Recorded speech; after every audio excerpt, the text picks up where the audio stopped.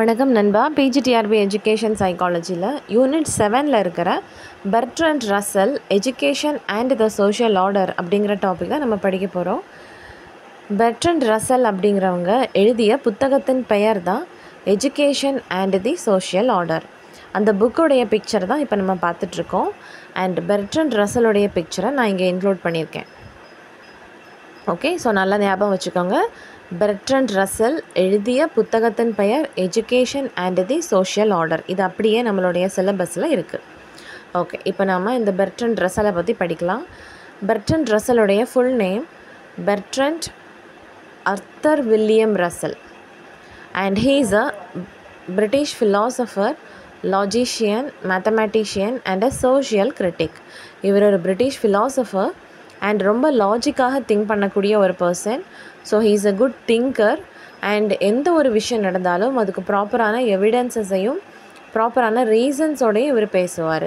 அதனால ரொம்ப லாஜிக்காக திங்க் பண்ணுறதுனால நம்ம இவரை லாஜிஷியன்னு சொல்லுவோம். அண்ட் மேத்தமேட்டிக்ஸ் ஃபீல்டில் இவர் ரொம்ப நிறைய கான்ட்ரிபியூட் பண்ணியிருக்காரு. So he is good in mathematics and we call him as mathematician. And he is a social critic. சொசைட்டியில் நடக்கக்கூடிய பல்வேறு விஷயங்கள், பல்வேறு பிரச்சனைகளை விவாதம் செய்யக்கூடிய ஒரு பர்சனாக இருந்திருக்காரு. So he is a social critic. And இவர் வாழ்ந்த காலம் is 20th century and birth is 18th May of 1872 and death is 2nd February of 1970. 97 வயது வரைக்கும் இவர் வாழ்ந்திருக்காரு. He belonged to a prominent and influential British aristocratic family. ரொம்ப எல்லாருக்கும் தெரிஞ்ச, அதாவது ரொம்ப ஃபேமஸான ஒரு குடும்பத்திலேருந்து இவர் வந்திருக்காரு. So we are calling it as prominent. ஓகேவா? எல்லாருக்கும் இந்த பெர்ட்ரண்ட் ரசலை பற்றி அதிக அளவில் தெரியும் இந்த பிரிட்டிஷ் பீப்புளுக்கு. And also a influential British family. ரொம்ப இன்ஃப்ளூயன்ஷியலான பர்சன்ஸ் இருக்கிற ஒரு ஃபேமிலியிலிருந்து தான் இந்த பெர்ட்ரண்ட் ரசல் வந்திருக்காரு.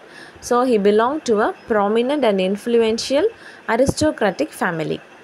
ஓகே, நவ் இவருடைய எஜுகேஷன் எங்கே இவர் கம்ப்ளீட் பண்ணியிருக்காரு அப்படின்னா Trinity College of Cambridge, where he become involved with the intellectual group known as the Cambridge Apostles. So இவர் தன்னுடைய ஃபிலாசபியையும் மேத்தமேட்டிக்ஸையும் வெல்வர்ஸ்டாக கற்றுக்கிட்ட யூனிவர்சிட்டி எங்கே இருக்குது அப்படின்னா Trinity College of Cambridge during 1893. And he collaborated with Alfred North Whitehead and created a landmark work called as Principia Mathematica. இவர் எழுதிய ஒரு mathematics சம்மந்தமான ஒரு ரொம்ப ஃபேமஸான புத்தகம் பிரின்சிபியா மேத்தமேட்டிக்கா. இது 1910 1913 வரைக்கும் இருக்கிற பீரியடில் அவர் எழுதியிருக்காரு. அண்ட் இந்த புக்குக்கு 2 ஆத்தர். ஒன்று நம்ம பெர்ட்ரண்ட் ரசல், இன்னொருத்தங்க ஆல்ஃப்ரெட் நார்த் ஒயிட்ஹெட். ஓகே, இந்த 2 பர்சனும் இணைந்து தான் இந்த புத்தகத்தை வெளியிட்டிருக்காங்க. So it is a very important book in the field of mathematics. So இந்த பிரின்சிபியா மேத்தமேட்டிக்கா புத்தகத்தில் மேக்ஸ் சம்மந்தப்பட்ட நிறைய ஃபவுண்டேஷன்ஸ், நிறைய விஷயங்களை இவர் சொல்லியிருக்காரு. And he was a social and political reformer. Society சம்மந்தமான அண்ட் பொலிட்டிக்கல், அரசியல் சம்மந்தமான பல விஷயங்களை இவர் விவாதிச்சிருக்காரு. அதில் முக்கியமான 3 விஷயங்கள் என்ன அப்படின்னா பாசிஃபிசம், ஆன்டி இம்பீரியாலிசம் அண்ட் நியூக்ளியர் டிஸ்ஆர்மமெண்ட். பாசிஃபிசம் அப்படிங்கிறது போர், ஒரு நாட்டுக்கும் இன்னொரு நாட்டுக்கும் இடையே இருக்கக்கூடிய அந்த போர், இந்த மாதிரி வார், இந்த மாதிரி ஃபைட் எல்லாமே வேண்டாம். எல்லா பர்சனுமே ஒரு ப்ராப்பரான ஒரு ஹியூமனிட்டியோட, நல்ல ஒரு பிரதர்ஹுட்டோட வாழணும் அப்படின்னு இவர் நிறைய பேசியிருக்காரு. So he talked more about this pacifism. And second one is anti-imperialism. Anti-imperialism, இதில் imperialism அப்படிங்கிறது ஒரு செல்வம் மிகுந்த அல்லது ரொம்ப பவர்ஃபுல்லான ஒரு கண்ட்ரி. அந்த பவர்ஃபுல்லான கண்ட்ரிக்கு நல்ல ஆர்மி இருக்குது. ஸோ அவங்க ரொம்ப ஸ்ட்ராங்காக இருக்காங்க. அண்ட் அவங்களுக்கு நிறையா ரொம்ப பயங்கரமான வெப்பன்ஸ் எல்லாம் அவங்க வச்சுருக்காங்க. அப்படிப்பட்ட ஒரு டெவலப்டான ஒரு கண்ட்ரி ரொம்ப ஏழையாக பின்தங்கி இருக்கக்கூடிய இன்னொரு கண்ட்ரி மேலே தன்னுடைய ஆதிக்கத்தை செலுத்துறது தான் நாம் வந்து இம்பீரியாலிசம் அப்படின்னு சொல்லுவோம். அந்த இம்பீரியாலிசம் அப்படிங்கிற விஷயத்துக்கு எதிராக இவர் அதிக அளவில் பேசியிருக்காரு. So anti imperialism is spoken by Bertrand Russell. And third one is nuclear disarmament, அதாவது நியூக்ளியர் வெப்பன்ஸ். இந்த வார் டைமில் ரொம்ப பவர்ஃபுல்லான வெப்பனான இந்த நியூக்ளியர் வெப்பன்ஸை வந்து பயன்படுத்தும் போது அது ஒரு ஜெனரேஷனையே பாழாக்காமல் அடுத்தடுத்த ஜெனரேஷனுக்கும் அந்த மோசமான அந்த விஷயங்கள் வந்து பாதிப்பு வந்து ஏற்படுது. அதனால் இந்த நியூக்ளியர் வெப்பன்ஸ் அப்படிங்கிற ரொம்ப பயங்கரமான வெப்பன்ஸை வாரில் பயன்படுத்த வேண்டாம் அப்படின்னு இவர் பேசியிருக்காரு. ஸோ இவர் வந்து இந்த சொசைட்டிலையும் இந்த பொலிட்டிக்கல் ஃபீல்டுலேயும் நிறைய நல்ல விஷயங்களை எடுத்துரைச்சிருக்காரு. So he is called as a reformer. And he also won Nobel prize in literature in 1950.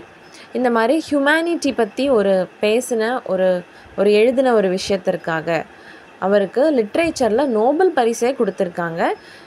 எந்த வருஷம் அப்படின்னா 1950. இது ஒரு இம்பார்ட்டண்ட்டான point. Okay, he emphasized experimental empiricism. Experimental empiricism அப்படிங்கிறது இந்த பெர்ட்ரண்ட் ரசலுடைய ஒரு முக்கியமான ஒரு பாயிண்ட். அதாவது எக்ஸ்பெரிமெண்ட்ஸை வந்து இவர் ரொம்ப அதிக அளவில் நம்பியிருக்காரு. அந்த எக்ஸ்பீரியன்ஸ் மூலமாக கிடைக்கிற அந்த எவிடன்சஸ் மேலே இவர் அதிக அளவில் நம்பிக்கை வச்சுருக்காரு. ஸோ எந்த ஒரு விஷயத்தையும் நான் அப்சர்வ் பண்ணேன், இதை நான் அப்சர்வ் பண்ணேன்னு சொன்னால் அவர் வந்து கேட்குறதில்ல. அதுக்கு ப்ராப்பரான எவிடன்சஸ் கொடுத்தா தான் அந்த சயின்ஸே வந்து கம்ப்ளீட் ஆகும் அப்படின்னு சொல்கிறாரு. அதனால தான் நம்ம வேறு லாஜிக்கல் திங்கிங் இருக்கிற பர்சன்னு சொல்கிறோம். ஸோ இப்படி அவர் எல்லா விஷயத்துக்குமே நல்ல எக்ஸ்பெரிமெண்டல் எவிடன்சஸ் எதிர்பார்க்கறதுனால he emphasized experimental empiricism அப்படின்னு நம்ம சொல்கிறோம். ஓகே, இது அவருடைய பிக்சர் தான். அந்த ட்ரைனிட்டி காலேஜில் தன்னுடைய BA ஃபிலாசபி கம்ப்ளீட் பண்ணும்போது எடுத்துக்கிட்ட இந்த picture. Okay, and now important works. இவர் எழுதிய முக்கியமான புத்தகங்கள் நம்ம சிலபஸில் வந்து இந்த education and the social order அப்படின்னு இருக்குல்ல, அதே மாதிரி மேலும் சில புத்தகங்கள் இவர் எழுதியிருப்பார். அது நம்ம என்னென்னு பார்க்கலாம். பிரின்சிபிள்ஸ் ஆஃப் மேத்தமேட்டிக்ஸ் ஃபீல்டில் இவர் அதிக அளவில் கான்ட்ரிபியூட் பண்ணியிருக்காரு. நான் முதல்ல சொன்னேன் இல்லையா. ஸோ அந்த பிரின்சிபிள்ஸ் ஆஃப் மேத்தமேட்டிக்ஸ் 1903 இவர் வெளியிட்டிருக்காரு. Problems of philosophy 1912. Principia Mathematica அப்படிங்கிறது ஒரு முக்கியமான புத்தகம். ஆனால் அதற்கு 2 ஆத்தர், ஒருத்தர் நம்ம பெர்ட்ரண்ட் ரசல், இன்னொருத்தர் ஆல்ஃப்ரெட் நார்த் ஒயிட்ஹெட். அடுத்த புத்தகம் அவர் knowledge of the external world. இது வெளியிட்ட ஆண்டு 1914. Introduction to mathematical philosophy 1919. Why I am not a Christian 1927. Human knowledge, its scope and limits 1948. In praise of idleness and other essay 1935. True believer essay, unpopular essays in 1950s. ஓகே, so ஹியூமனுடைய knowledge பற்றியும் இவர் அதிக அளவில் வந்து எழுதியிருக்காரு. Okay, அந்த knowledge வந்து எந்த அளவுக்கு அதனுடைய லிமிட் இருக்கும், ஹியூமன் நாலேஜுடைய லிமிட் என்ன, ஹியூமன் நாலேஜுடைய நேச்சர் என்ன, இப்படின்னு இவர் வந்து படிச்சிருக்காரு. ஓகேவா.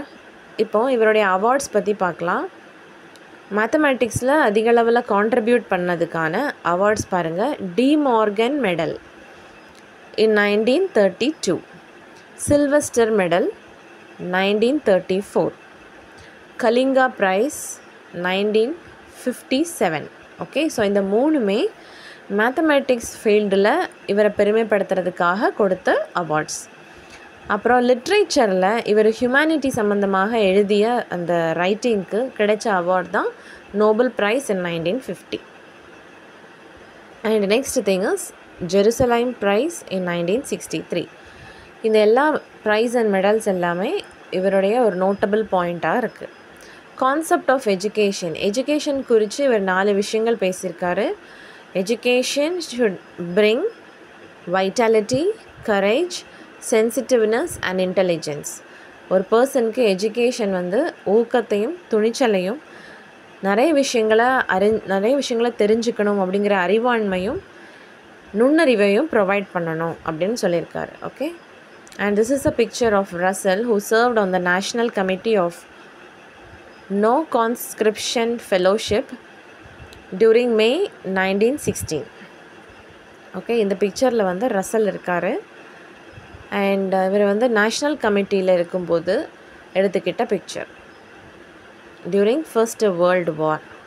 ஓகே, இப்போது இந்த நம்ம சிலபஸில் குறிப்பிட்டிருக்கிற முக்கியமான பாயிண்ட்டை நான் இங்கே சொல்லியிருக்கேன். Education for the better social order, இது வந்து புத்தகத்தின் பெயர், இது மறக்காதீங்க. Russell's paternal grandfather named John Russell, the first Earl Russell has been the British Prime Minister in 1940s and 1960s. So already நான் சொன்னேன் இல்லையா, இவர் வந்து ஒரு இன்ஃப்ளூயன்ஷியலான ஃபேமிலியிலேருந்து வந்திருக்காரு அப்படின்னு. அதுக்கான ரீசன் இங்கே குறிப்பிட்டிருக்கோம். அவருடைய grandfather John Russell British prime மினிஸ்டராக சர்வ் பண்ணியிருக்காரு. எந்த காலகட்டத்தில் அப்படின்னா 1840ஸ்லேருந்து 1860s வரைக்கும். ஓகே, நவ் ரசலுடைய philosophy. Russell with G.E. Moore is generally recognized as the founders of analytical philosophy. Analysis அப்படின்னாலே நிறைய விஷயங்களை வந்து ஆராய்ச்சி செஞ்சு அதனுடைய எவிடன்ஸஸை கேதர் பண்ணக்கூடியதாக இருக்குது. ஓகே, ஸோ அந்த அனலிட்டிக்கல் ஃபிலாசபியோட ஃபவுண்டராக ஒரு முக்கியமான பில்லர்ஸாக விளங்கியவர்கள் தான் நம்மளுடைய பெர்ட்ரண்ட் ரசலும் G.E. மூர். ஓகே, ஸோ இந்த ஃபவுண்டர்ஸ் ஆஃப் அனலிட்டிக்கல் ஃபிலாசபி அப்படிங்கிறது ஒரு முக்கியமான point. He became interested in education, especially early childhood education. And இவருக்கு இன்னொரு விஷயத்துல ரொம்ப இன்ட்ரெஸ்ட் இருக்குது பாருங்கள், அதாவது ஏர்லி சைல்டுஹுட் எஜுகேஷனில் இவருக்கு இன்ட்ரெஸ்ட் இருக்குது. ஸோ இதனால் இவர் என்ன செய்கிறாருன்னு பாருங்கள். he was not satisfied with the traditional and progressive education. Traditional education மேலேயும் ப்ராக்ரெசிவ் எஜுகேஷன் மேலேயும் இவருக்கு அதிருப்தி இருந்ததுனால இவர் என்ன செஞ்சுருக்காரு அப்படின்னா, along with his wife Dora, Russell founded the experimental Beacon Hill School in 1927 in West Sussex. Okay, so Dora அப்படிங்கிற அவருடைய ஒய்ஃபோட இணைஞ்சு இவர் ஒரு எக்ஸ்பெரிமெண்டல் ஸ்கூலை உருவாக்கியிருக்காரு. அது வெஸ்ட் சசெக்ஸ் அந்த ரீஜியனில் இவர் உருவாக்கியிருக்காரு. அந்த ஸ்கூலுடைய பெயர் என்ன?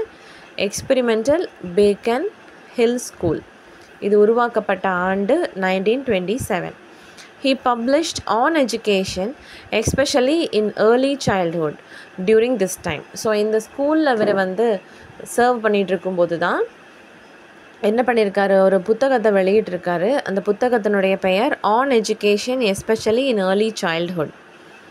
After he left the school in 1932 அப்போது இவர் ஸ்கூலில் வந்து விட்டு போகும்போது டோரா அவருடைய ஒய்ஃப் இருக்காங்களே, அவங்க வந்து 1943 வரைக்கும் இந்த ஸ்கூலில் கண்டினியூ பண்ணியிருக்காங்க. அண்ட் நம்ம ஆல்ரெடி படித்தோம்ல, he has won Nobel prize in 1950 for லிட்ரேச்சர்னு. அந்த ரைட்டிங்கோடைய டாப்பிக்கு நான் இங்கே கொடுத்துருக்கேன். Rationality and humanity as a fearless champion of free speech and free thought in the west. So இங்கே ரேஷ்னலிட்டி அண்ட் ஹியூமனிட்டியை பற்றி இவர் எழுதின அந்த ரைட்டிங்ஸ்க்கு தான் இவருக்கு நோபல் பரிசு கிடச்சிருக்கு.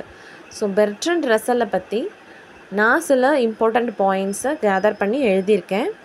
உங்களுக்கு இன்னும் சில இம்பார்ட்டண்ட் பாயிண்ட்ஸ் தெரிஞ்சுதுன்னா நீங்கள் வந்து காமெண்ட்ஸில் மென்ஷன் பண்ணுங்கள். ஸோ படிக்கிற நமக்கு அது யூஸ்ஃபுல்லாக இருக்கும். ஓகே, இந்த வீடியோ உங்களுக்கு பிடிச்சிருந்தா கண்டிப்பாக லைக் பண்ணுங்கள். அண்ட் நம்ம சேனலில் கண்டிப்பாக சப்ஸ்கிரைப் பண்ணிவிட்டு நீங்கள் பாருங்கள். Okay, thank you so much.